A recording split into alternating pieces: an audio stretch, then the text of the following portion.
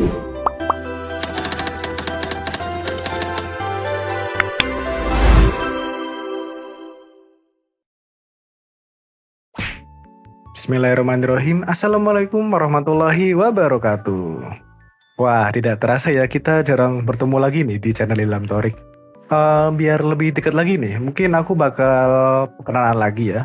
Oke, jadi sebelumnya perkenalkan nama saya Muhammad Ilham Rizal Torik atau biasa dipanggil Ilham dari jurusan Teknik Elektro, Program Studi D4 Teknologi Rekayasa Komputer.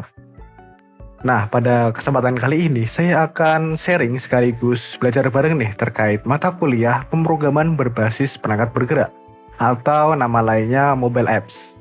Nah, gimana keseruan kita belajar bareng? Simak lebih lanjut ya. Oke, sebelum kita memasuki latihan praktikum, di sini aku akan jelasin sedikit nih terkait Dart dan juga Flutter. Nah, Dart sendiri merupakan bahasa pemrograman yang digunakan untuk mengembangkan sebuah aplikasi. Bahasa ini dirancang oleh Google dan dioptimalkan untuk membangun aplikasi yang cepat di berbagai platform. Nah, kira-kira bagaimana ya cara kita membuat sebuah aplikasi? Maka dibutuhkan sebuah framework bernama Flutter. Nah, Flutter itu merupakan sebuah framework yang berisikan komponen-komponen menggunakan bahasa Dart supaya kita lebih cepat dalam membuat sebuah aplikasi. Nah, dengan framework Flutter kita tidak perlu menghabiskan banyak waktu untuk setup dari awal. Jadi sudah disediakan beberapa komponen dan kita tinggal sedikit memodifikasi sesuai project yang akan kita buat nantinya. Nah, kira-kira seperti itu ya penjelasan Dart dan juga Flutter. Semoga mudah dipahami. Oke, mungkin kita akan lanjut ke sesi latihan praktikum. Let's go. Nah, akhirnya kita memasuki sharing session dan juga latihan praktikum bareng nih teman-teman. Tapi sebelum kita mulai, ada beberapa bahan-bahan yang harus kita download terlebih dahulu. Di antaranya seperti SDK Flutter, Visual Studio Code dengan extension Dart supaya bisa membaca bahasa Dart itu sendiri. Nah, tapi ada cara yang lebih simpel dan gak ribet nih teman-teman. Nah, kalian bisa coba buka browser dan ketik dartpad.dev. Nah, di Dartpad ini sendiri kalian bisa masukkan kode-kode program bahasa Dart dan kalian bisa lihat output yang dihasilkan dari program yang kamu tulis tadi. Mungkin kita coba langsung ya.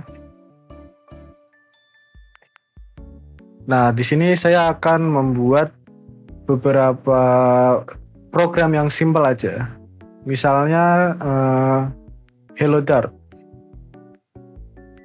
Jangan lupa setiap file yang dibuat itu harus diawali dengan void main.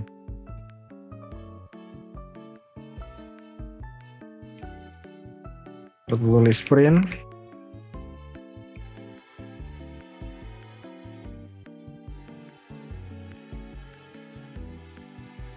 Jangan lupa petik duanya karena tipe datanya adalah string. Tulis hello dot.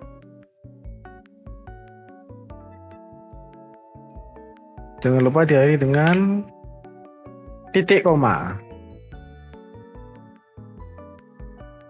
Tebaran.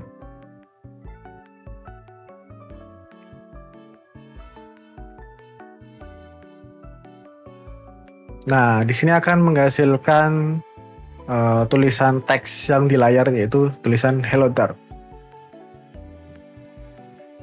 Nah, ini merupakan salah satu program yang sangat simpel ya teman-teman. Mungkin bisa kita lanjut ke pernyataan kondisional. Nah, pernyataan kondisional ini bisa kita gunakan dengan namanya if else. Seperti biasa kita harus mulai dengan void main.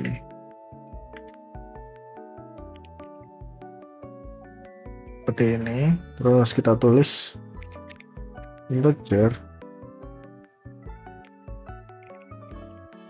for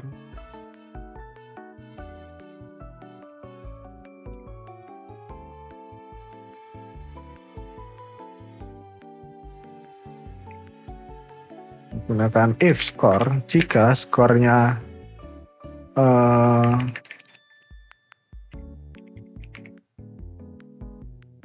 lebih dari sama dengan minimalnya 75. 75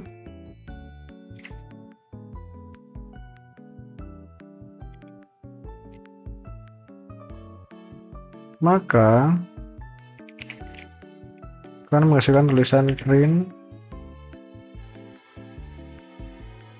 dengan bertulis pas atau lulus ya.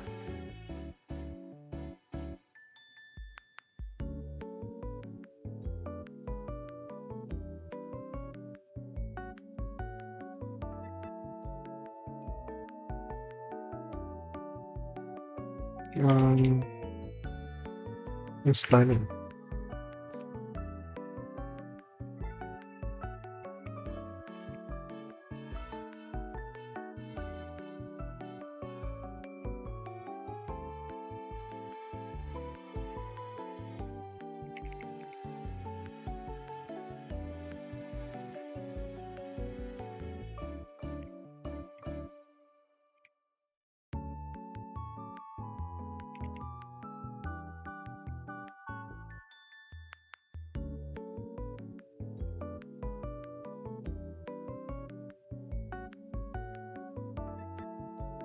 nggak bisa.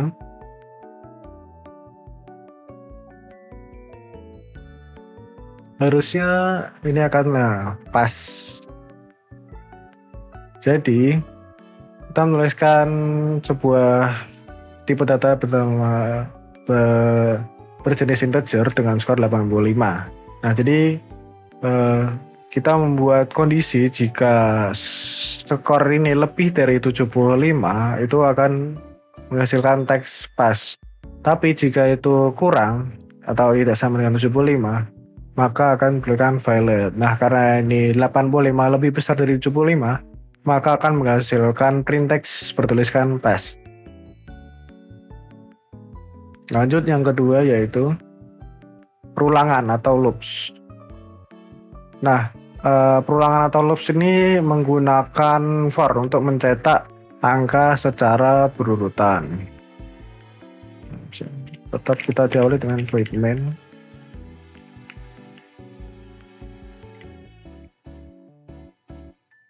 Kita tulis for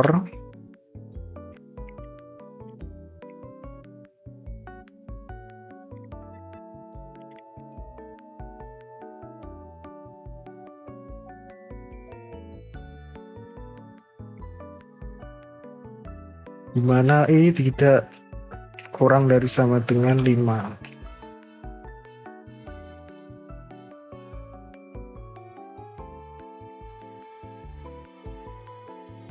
Dan juga in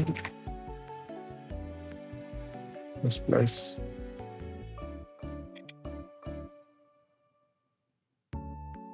ruang print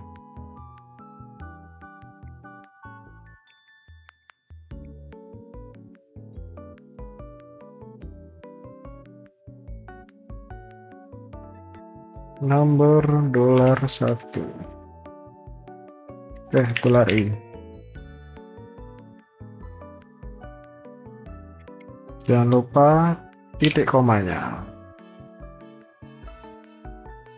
Maka akan menghasilkan bilangan yang berurutan mulai dari 1, 2, 3, 4, dan 5. Ya, lanjut ke yang terakhir yaitu ada fungsi. Nah, fungsi itu merupakan contoh pembuatan fungsi itu kayak operasi matematika sederhana. Misalnya itu penjumlahan dan pemanggilannya itu di dalam fungsi utama. Void main-nya jangan kita hapus.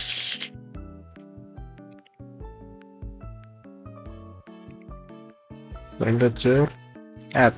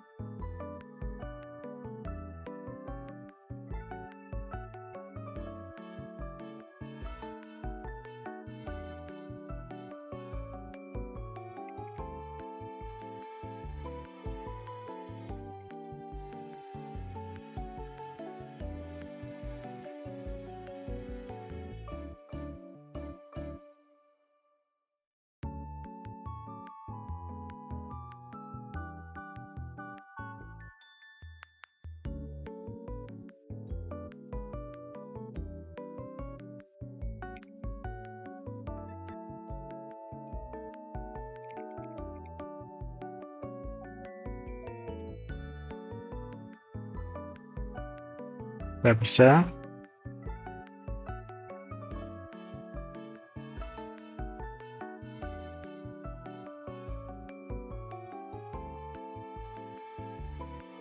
Atau void main-nya satu aja ya.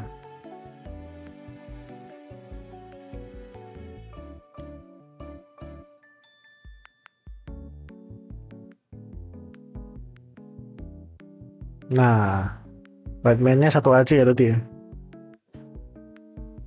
Jadi kita menuliskan penjumlahan bilangan A ditambah B, dan ini kita masukkan 5 ditambah 3, maka hasilnya adalah 8. Nah, mungkin itu tadi beberapa contoh program yang simpel yang bisa kita buat di pemrograman mobile app menggunakan bahasa Dart dan framework Flutter.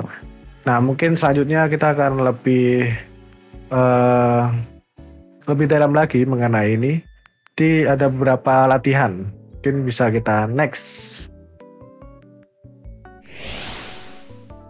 Oke, seperti yang dapat dilihat pada layar, aku udah membuat beberapa kode nih. Jadi aku akan jelasin satu persatu kode apa yang udah aku tulis dan juga akan menghasilkan output seperti apa. Oke, langsung aja. Dari yang pertama, kita masuk ke yang paling dasar banget nih. Jadi intinya kita cuma bikin 3 variabel dengan tipe string untuk menyimpan nama, name, dan juga jurusan. Lalu akan ditampilin menggunakan fungsi print. Oke, cuma itu aja. Kita coba run. Simple banget ini.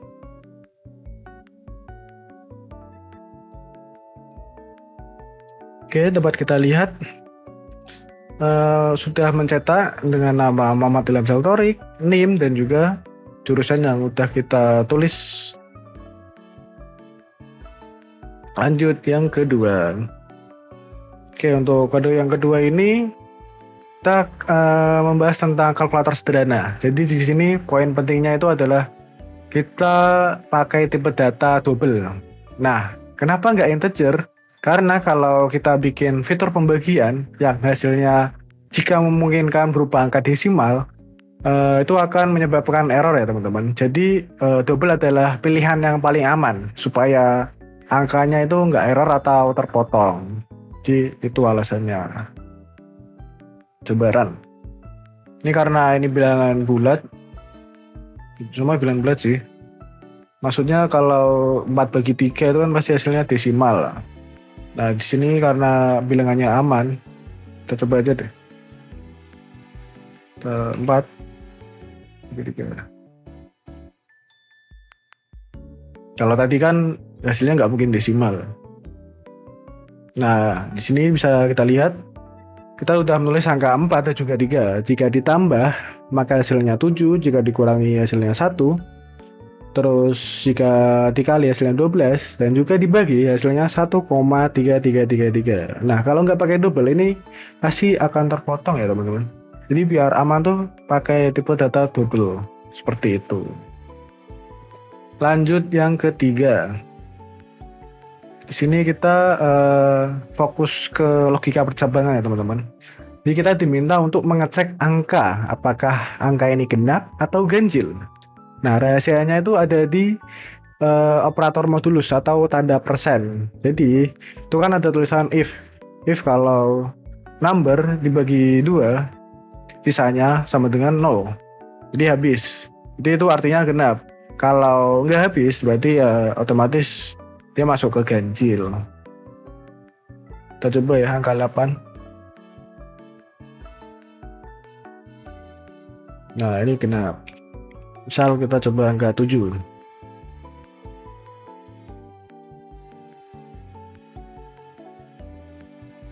Nah, 7 adalah is an odd number atau bilangan ganjil. Seperti itu. Lanjut ke kode yang keempat. Nah, di sini kita akan membuat tabel perkalian. Tabel perkalian dari angka 5. Ini menggunakan pulangan for. Jadi kita akan tulis perkalian tabel mulai dari 5 kali 1 sampai 5 kali 10.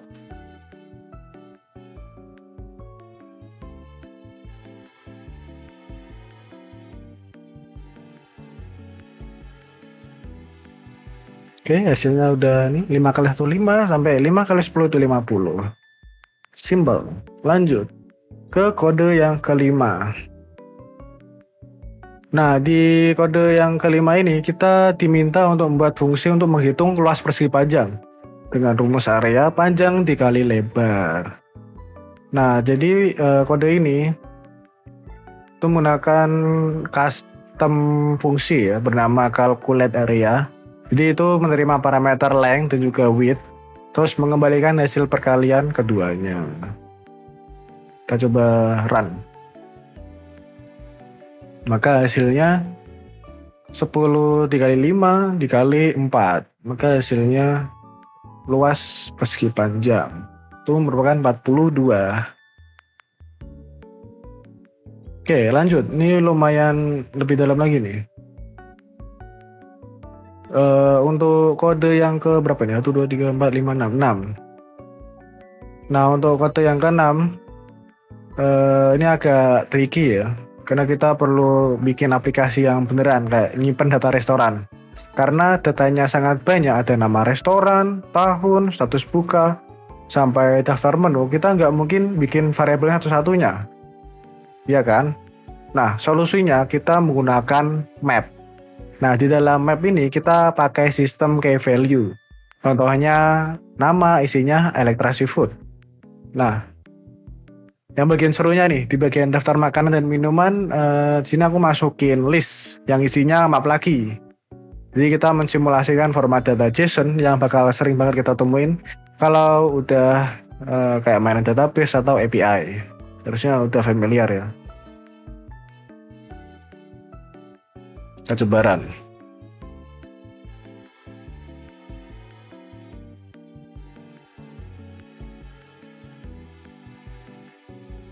Nah, sini nama Electra Seafood. Tahun 2023 pemilik, Boyam, alamat, dan seperti itu.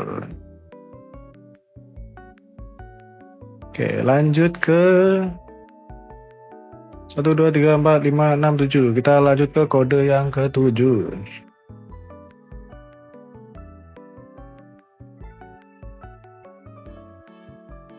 Nah, di kode yang ke-7 ini terdiri dari 3 program yang berbeda.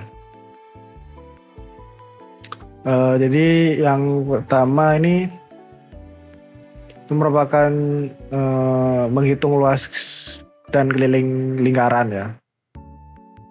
Jadi kita bisa nulis jari-jari dan juga rumus apa ya, pi-nya ya. Kita langsung aja. Sama nih, masih menggunakan tipe double ya, supaya hasilnya bisa membaca desimal, nggak terpotong. Oke, hasilnya seperti ini. Lanjut, sama nih di praktikum yang kedua, menghitung harga sepatu dengan persen. Jadi harga sepatu terus dikali persenan, diskon persen. Terus nanti total harga sama dengan harga sepatu dikurangi diskon nominal. Oke, ini tempat harga dari setelah diskon 675.000. Lumayan. Lanjut, kita akan menghitung suhu. Jadi kalau Celsius itu 30, Reaumur itu 4/5 kali Celsius, Fahrenheit itu 9/5 dikali Celsius ditambah 32.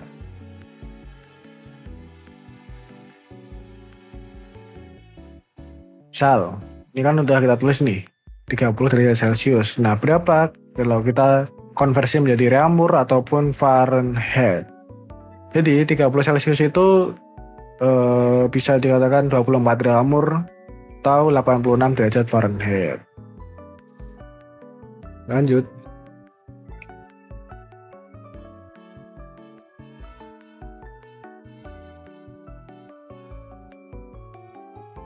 Oke, untuk kode ini merupakan decision making ya. Jadi kita akan menyelesaikan 2 kasus decision making. Kasus pertama itu menggunakan if else dan juga ternary operator. Dan yang kedua itu menggunakan switch case. Nah, yang pertama ini sistem penilaian belajar 0 sampai 100.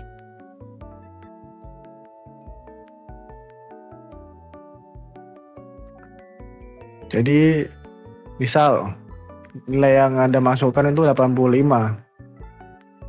Nah, ini masuk kategori yang mana? Sangat baik, baik, cukup, kurang, sangat baik, atau kalau misalnya bukan sebuah bilangan, maka bilang nilai invalid. Nah, di sini karena 85 itu berarti masuk ke kategori baik. Di rentangnya antara 81 sampai 90. Seperti itu. Oke, lanjut. Untuk kode yang kesekiannya, nggak tahu ini nomor berapa lagi. Jadi untuk kode ini, nah, kita akan membuat penilaian makanan dari A sampai E.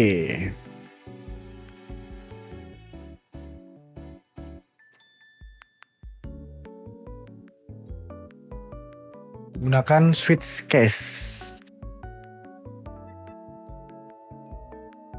Jika nilai makanannya itu A, jadi akan memberikan ulasan sangat enak.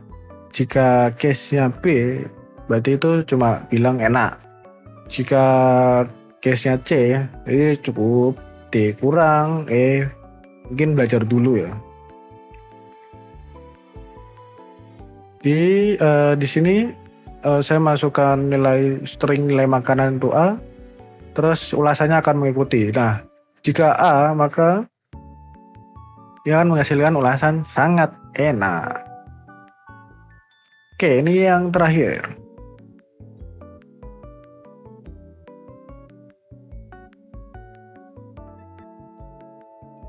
Di kode yang terakhir ini masuk ke looping. Di bagian ini kita meminta membuat pola bintang ascending itu membesar ke bawah dan juga descending mengecil ke bawah. Jadi hasilnya akan seperti ini. Pola 1 N sama dengan 5 itu besar ke bawah. Kalau yang ke pola kedua itu dari besar ke kecil. Oke, mungkin itu aja praktikum yang bisa aku sampaikan dan juga sharing terkait pembelajaran pemrograman berbasis perangkat bergerak atau mobile apps di semester 4 kali ini. Oke, cukup sekian.